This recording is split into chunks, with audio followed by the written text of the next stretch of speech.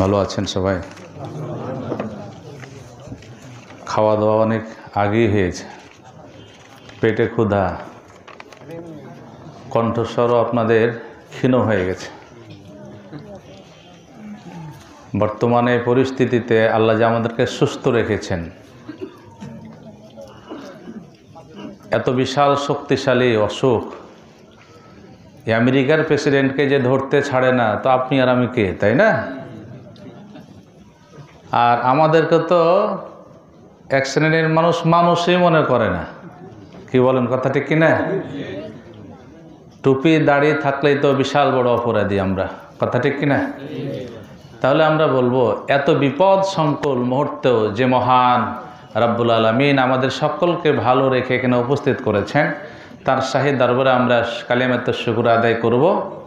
জোরে সবাই পড়ি, কেমন আছি আমরা? আর জোরে পড়ি, আলহামদুলিল্লাহ। আলহামদুলিল্লাহ আলহামদুলিল্লাহ নাহমাদুহু ওয়া নাস্তাঈনুহু ওয়া নাস্তাগফিরুহু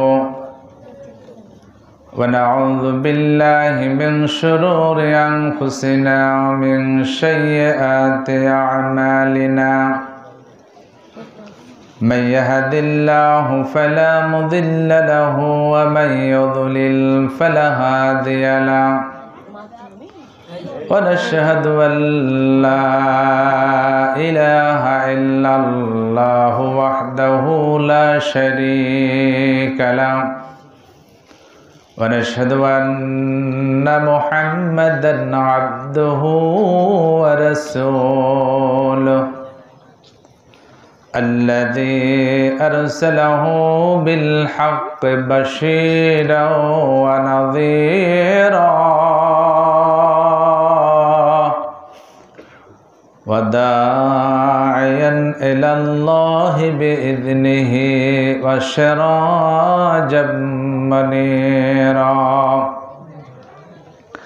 فقد قال الله تعالى في كلام المجيد والفرقان الحميد محبت شقله জোরে সরে পড়ি, আউযু বিল্লাহি মিনাশ শাইতানির রাজীম। বিসমিল্লাহির রাহমানির রাহিম। ইন্নাল্লাহা মালাইকাতাহু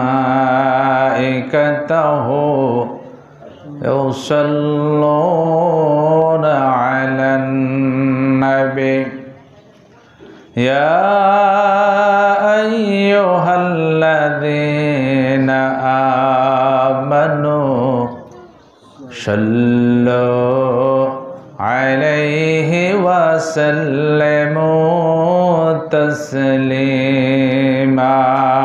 দুরূদ। আল্লাহুম্মা সাল্লি আলা মুহাম্মাদ ওয়া আলা আলি মুহাম্মাদ কামা সাল্লাইতা আলা ইব্রাহিম وعلى آل إبراهيم إنك حميد مجيد. اللهم بارك على محمد وعلى آل محمد كما باركت على إبراهيم وعلى آل إبراهيم إنك حميد مجيد. আঙ্গারিয়াপাড়া জামে মসজিদ কর্তৃক আয়োজিত আজকের এই পবিত্র ইসলামী জলসার সম্মানিত সভাপতি, আত্রা মসজিদের সম্মানিত পেশ ইমাম জনাব হযরতুল আল্লাম মাওলানা আবু সাঈদ আরিফ, হযরত উলামায়ে কেরাম,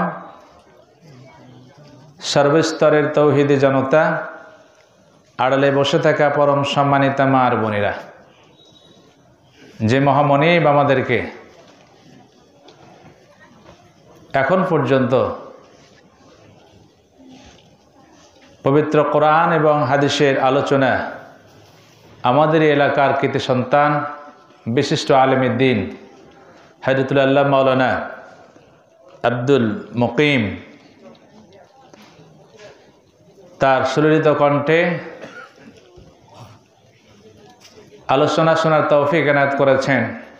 তার দরবারে আমরা শুকরিয়া আদায় করছি, পড়ি সকলে আলহামদুলিল্লাহ।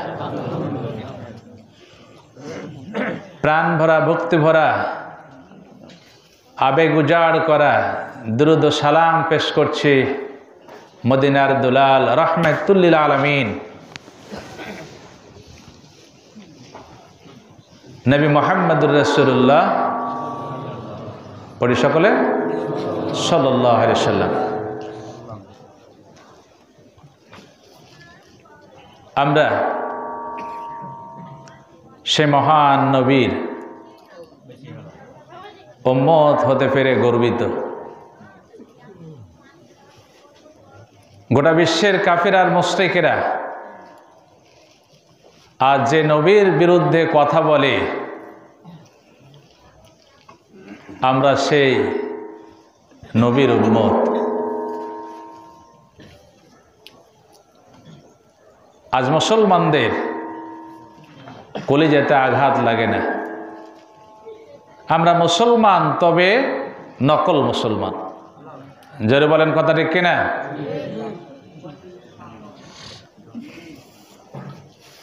আল্লাহ রসুলকে বাঁচানোর জন্য উহুদের ময়দানে সাহাবী হযরত কাতাদা রাদিয়াল্লাহু তাআলা একটা তীর আসতেছে, উনি লাফ দিয়ে তীরটাকে প্রতিহত করলেন। আল্লাহ রসুলের পবিত্র শরীর মোবারকে যেন তীর এসে না বাঁধে। হযরত কাতাদার চোখ বিদ্ধ হয়ে গেল তীরে, চোখের কোঠরি থেকে চোখটা খসে গাল পর্যন্ত খসে পড়ল। যে সাহাবীদের প্রাণ উৎসর্গ করা নবীর ভালোবাসা ছিল, আজকে সে মুসলমান কাফের মুশরিক বেদিনদের অন্যায় অবিচারের কথা শোনার পরও আমাদের মনের ভিতরে সামান্যতম কোনো ধরনের চিন্তা চেতনা জাগ্রত হয় না। কথাটাকে ভুল বলে দিলাম? প্রিয় ভাইরা, আপনাদের মনে আছে কিনা, আমি পাড়া গ্রামের মানুষ, ছোটকালে দেখেছি কোনো একটা মুরগির বাচ্চা যদি মর হয়ে যায়, তাহলে এখনকার ছেলেরা বুঝবে না, চাল মাপার জন্য আমাদের সময় দেখেছি কাঠা বুঝেন না, তো কাঠা দিয়ে চাল মাপত। তো এই মুরগির বাচ্চাটা কাঠার ভিতরে রেখে কাঠার উপরে ঠক ঠক ঠক ঠক করে বাড়ি দিত। কি বলেন কথাটা কিনা?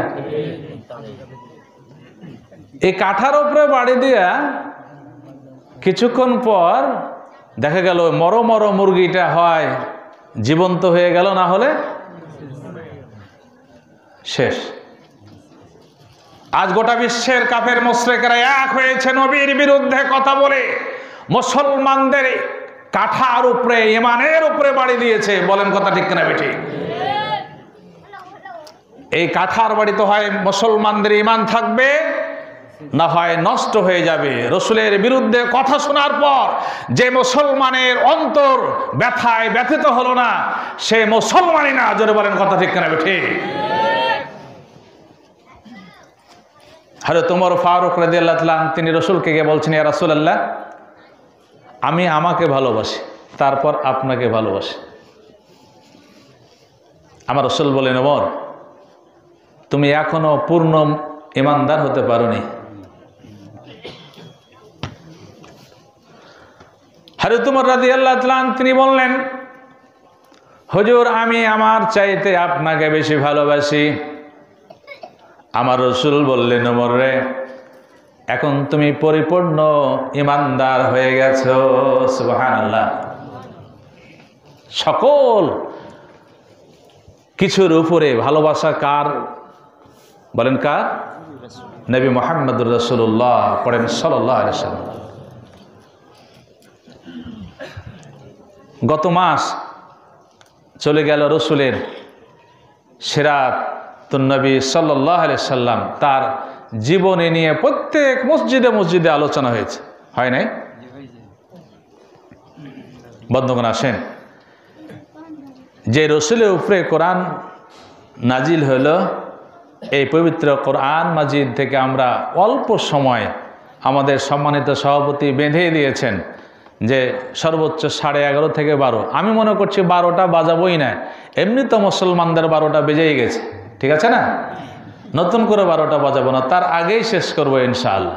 অল্প সময়ের মধ্যে কানটা আমরা খুলি, হৃদয়ের দরজাটা খুলে পবিত্র কোরআন শুনবো। আল্লাহ আমাদের তৌফিক এনায়েত করুন, সকলে বলেন আমিন।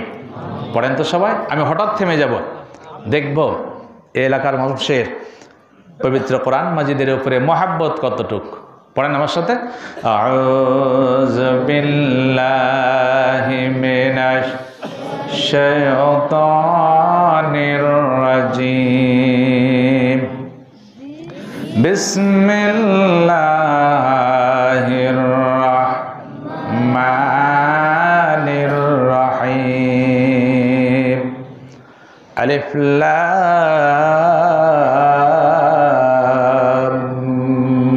মিম, যালিকাল কিতাবু লা রাইবা ফীহি হুদাল লিল মুত্তাকিন আল্লাযীনা ইউমিনুনা বিল গায়বি ওয়া ইউকিমুনাস সালাত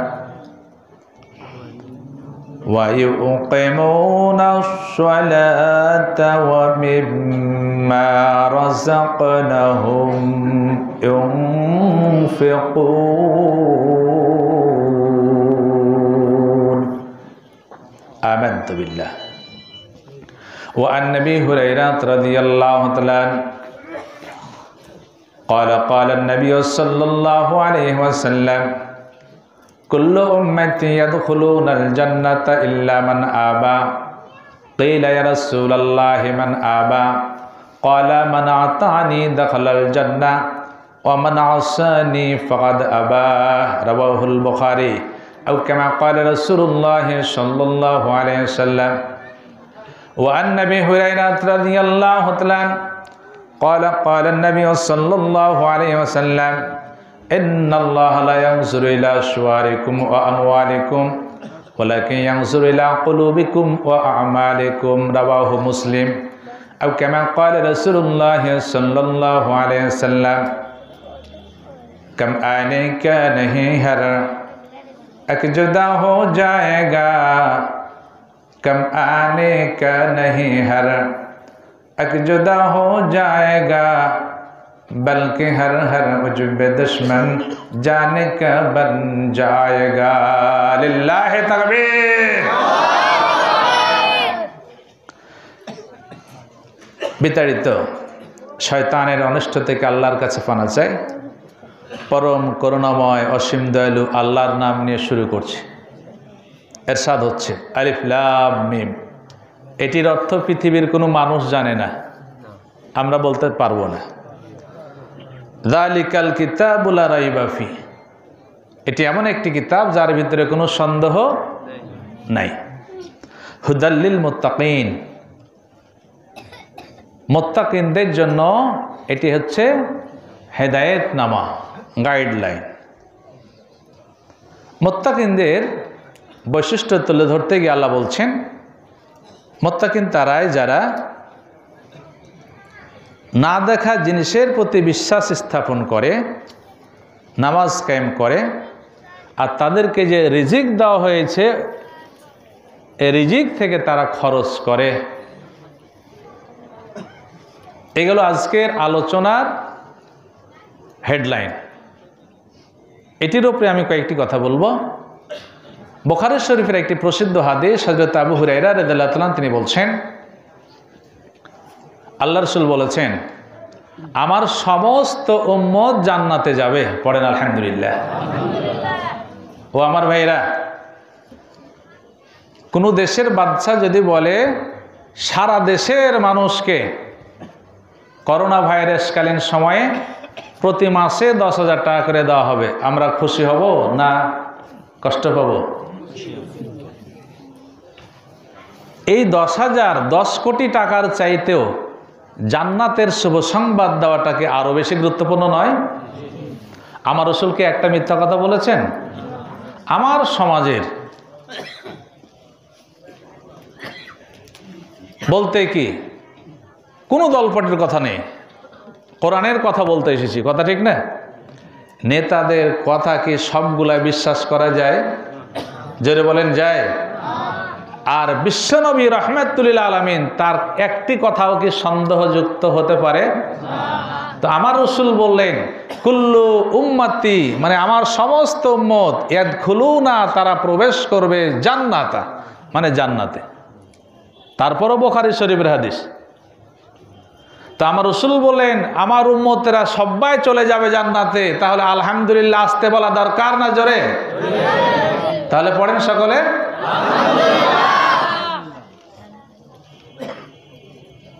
ইল্লা আবা। আল্লাহ রাসূল বলেন তাহলে শোনো শোনো, আবা যে হবে সে যেতে পারবে না। কি কথা ঠিক না? আমার রাসূলকে জিজ্ঞেস করা হলো কিলা ইয়া রাসূলুল্লাহ মান আবা, এত বড় সুসংবাদ আপনি দিলেন আপনার উম্মত সবাই জান্নাতে যাবে, আবা যেতে পারবে না। তাহলে ওই হতভাগ্য কপাল পোড়াটাকে আবাকে? তাহলে আজকে আমরা আবাকে আমরা একটু চিনে যাব, কথা ঠিক কিনা? আমরা একটু পরীক্ষা করে দেখব যে আবা কে। আমি, আপনি আর কেউ একটু করোনা টেস্টের মতো করে একটু টেস্ট করে দেখব যে আসলে আবা আমরা কে কে বসে আছি। কি রাজি আছেন তো আপনারা? আল্লাহ আমাদেরকে আল্লাহ রসুলের খাঁটি উম্মতে পরিণত করুন, পড়েন সকলে আল্লাহুম্মা আমিন। আমার রসুল আর একটি হাদিস তিনি তুলে ধরলেন, তিনি বললেন আল্লাহ রাব্বুল আলামিন নিশ্চয় তিনি তোমাদের চেহারার দিকে তাকাবেন না। ভাই সকল একটু বোঝার চেষ্টা করুন। আমার রাসূল বলেন আল্লাহ তাআলা তোমাদের চেহারার দিকে তাকাবেন না, কার কত ধন সম্পদ সেদিকেও তাকাবেন না, তিনি তাকাবেন তোমাদের অন্তরের দিকে। আমার ভাইরা কোন দিকে বলেন তো? আরো জোরে বলেন, কোন দিকে? অন্তরের দিকে। আর কোন দিকে? ওয়া আমালিকুম, তোমাদের আমলের দিকে। তাহলে বোঝা গেল দুনিয়ার কার্যকলাপ আর হাসরের ময়দানের কার্যকলাপের ভিতরে পার্থক্য পাওয়া গেল। দুনিয়াতে বিচার আচার সব কিছু চলে, টাকা পয়সা যার, ক্ষমতা যার, বিচার তার। বলেন কথা ঠিক কিনা? চেহারা ভালো তো আর বিয়া হতে কোনো অসুবিধা নাই, কি কথা ঠিক কিনা? চামড়া ফর্সা তো বিয়ে হয়ে যাচ্ছে, একটু ঘটনাক্রমে চামড়াটা কালো হয়ে গেছে তো এই বেটির আমার বিয়ে হয় না। কি ভাই রাগ করছেন কি আপনারা? আল্লাহর কাছে চামড়ার কোনো ফায়সালা আছে? আমার ভাইরা, আল্লাহর নবী জনাবে মুহাম্মদুর রাসূলুল্লাহ মুহাব্বতে পড়ুন সাল্লাল্লাহু আলাইহি সাল্লাম। তিনি মিরাজ চলে গেলেন।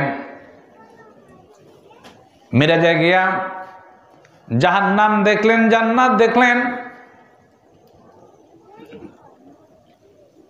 জান্নাতের বাড়িতে আল্লাহর নবী হাঁটাহাঁটি করতেছেন।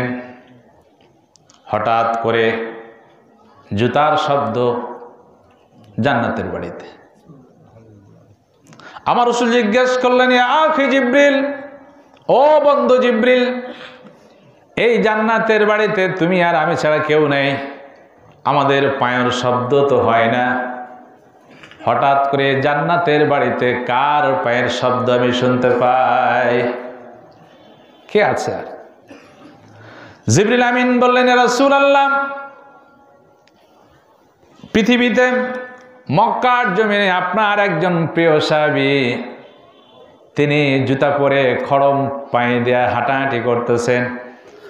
আল্লাহ রাব্বুল আলামিন তার পায়ের জুতার শব্দ জান্নাত পর্যন্ত পৌঁছেছেন। সুবহানাল্লাহ। লোকটি কে? এমন একজন লোক, এমন কুৎসিত চেহারার মানুষ, ঠোঁট দুইটা মোটা, কানের লতিগুলো লম্বা লম্বা, এমন দেখতে কুৎসিত প্রকৃতির। আমার তো মন বলে, আঙ্গারিয়া পাড়ার আমার এমন কোনো মেয়ে নেই, এমন কোনো বোন নেই যে ওই বেলালের সাথে কেউ বিবাহ আবদ্ধ হতে চাইবে।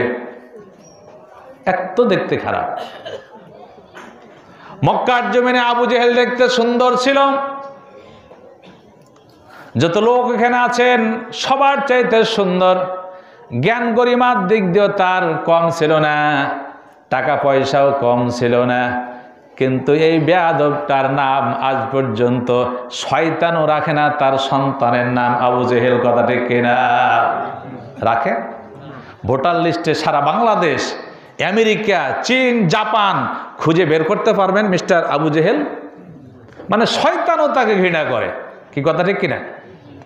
আর যে বেলাল এত কুৎসিত, এত কালো দেখতে, আমার রাসূল বললেন, ওয়ালাকিন ইয়ানসুরু ইলা কুলুবিকুম, তোমাদের অন্তরের দিকে তাকাবেন আমার আল্লাহ। এই বেলালের অন্তর ছিল আল্লাহর ভয়ে প্রকম্পিত, নবীর ভালোবাসায় উদ্ভাসিত।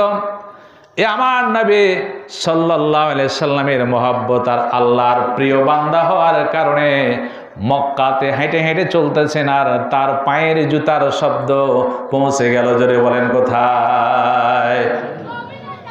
জান্নাতে। তো যার জুতার শব্দ যায় জান্নাতে, আল্লাহ তাকে জান্নাত দিবেন ইনশাআল্লাহ। বলেন কথা ঠিক কিনা বেঠে? তাহলে বুঝে গেল দুনিয়াতে চামড়ার হেরফের চলতে পারে, টাকা পয়সার কারণে চলাফেরার গতিবিধি আলাদা হতে পারে। ময়দানে মাহশার, যেদিন কিয়ামত অনুষ্ঠিত হয়ে যাবে, হাশরের ময়দান অনুষ্ঠিত হয়ে যাবে, সেই দিন টাকা পয়সা, ধন দৌলত, চামড়ার গরম থাকবে না। যার আমল ভালো হবে সেই ব্যক্তি যাবে জান্নাতে। বলেন কথা ঠিক কিনা? আল্লাহ আমাদেরকে সকলকে আমলে জিন্দেগি একটু ভালো করার তৌফিক এনায়েত করুন। সকলে জোরে পড়েন তো আল্লাহুম্মা আমিন। কালকে সকালবেলায় খেয়ে দিয়ে একটু জোরে বলবেন আল্লাহুম্মা আমিন। আল্লাহ যদি কবুল করেন আজকের এই প্রোগ্রাম, আমরা সকলে জান্নাতে হয়ে যেতে পারবো।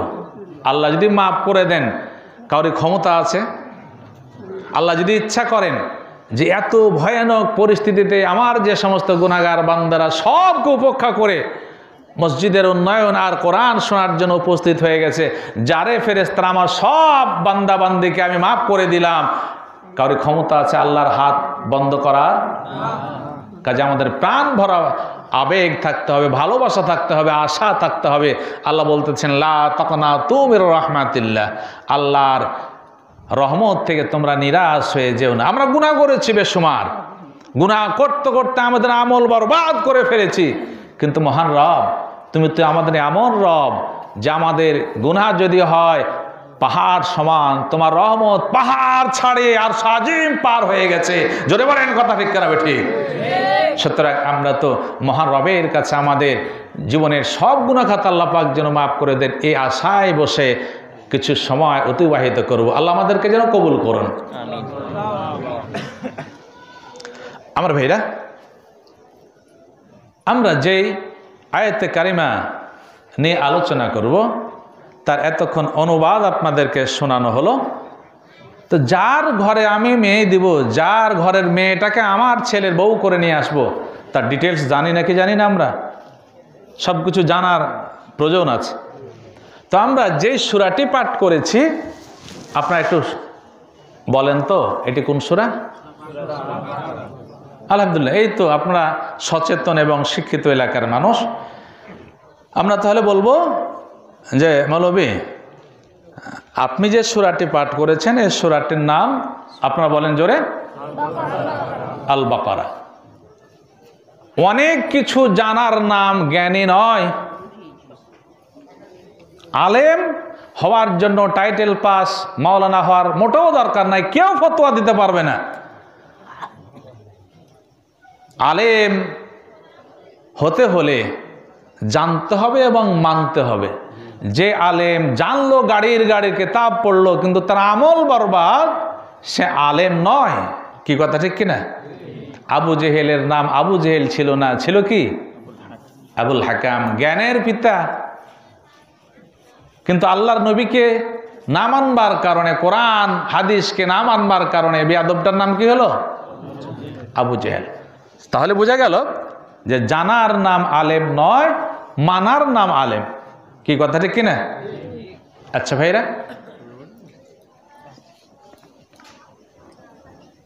তাহলে আজকে আমরা যে সূরাটির আলোচনা শুনবো, এই সূরাটির নাম বলেন তো কি? আল বাকারা। আল বাকারা মানে কি? গাভী। একদিকে এলো গরু। গোটা দুনিয়া দলাদলি চলছে, তা আপনারা করবেন না কেন?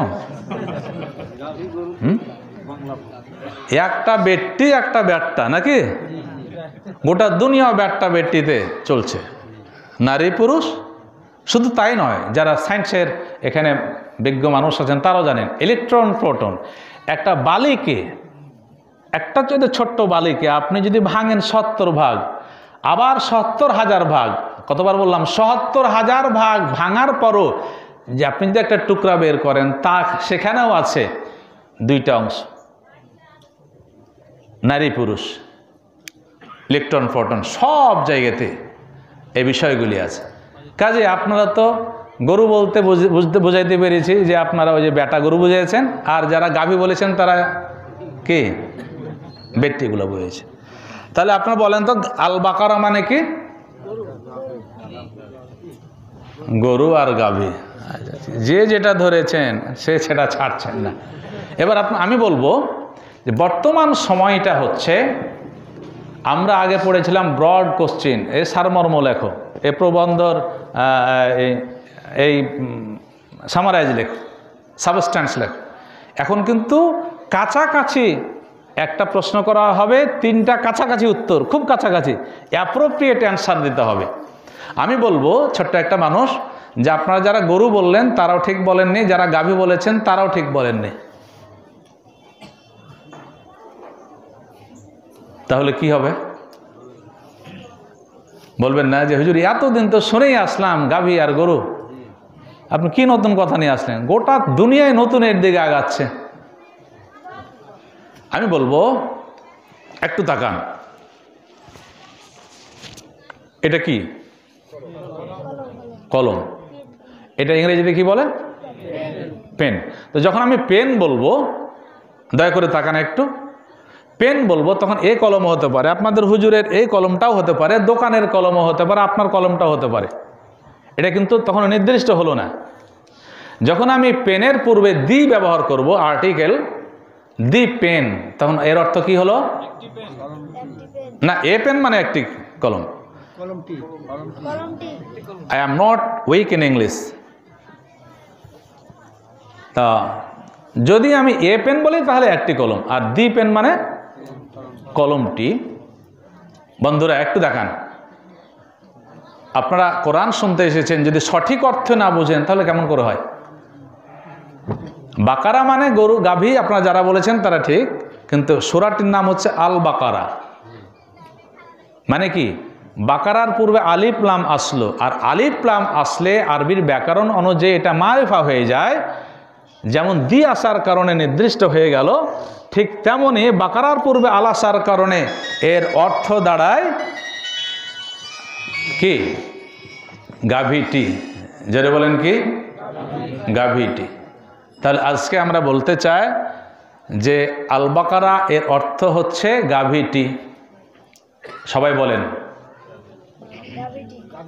তার এরপরে যদি কোনো বড় হুজুর আসে আর আপনাদেরকে সূরা বাকারা থেকে আলোচনা শুরু করে, তাহলে আল বাকারার অর্থ যদি জানতে চায় তাহলে আমরা কি বলবো?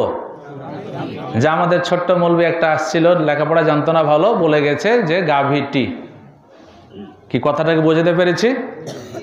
তাহলে নির্দিষ্ট গাভী ওই গাভীটি আপনার আমার কোনো দেশের নয়, যেটিকে কেন্দ্র করে সূরা আল বাকারার নামকরণ করা হয়েছে ওই গাভীটি। কি কথা ঠিক আছে? এই সূরা আল বাকারা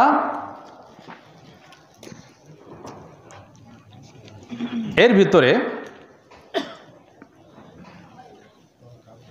৬,২২১টি শব্দ আছে, ৪০টা রুকু, ২৮৬টি আয়াত, ২৫,৫০০টি অক্ষর আছে। একটু একটু তাকান আপনারা, মানে যেটি শুনতে আসবেন সেটির বিষয়ে আপনাদের আগেই জ্ঞান রাখা উচিত। এই সূরার ভিতরে কয়টি রুকু? ৪০টা, আয়াত ২৮৬টা, শব্দ ৬,২২১টি, অক্ষর আছে ২৫,৫০০টি। এর ভিতরে ১,০০০ আদেশ, ১,০০০ নিষেধ আর ১,০০০ অন্যান্য আলোচনা এসেছে। এই সূরাটি নাজিল করতে আল্লাহ রাব্বুল আলামিন প্রায় ২২,৮৮০ জন ফেরেশতা নাজিল করেছেন।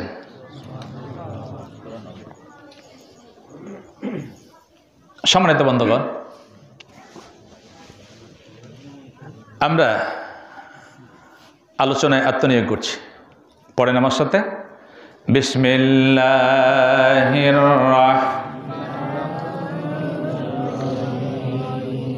থামার আমার কারণ আছে।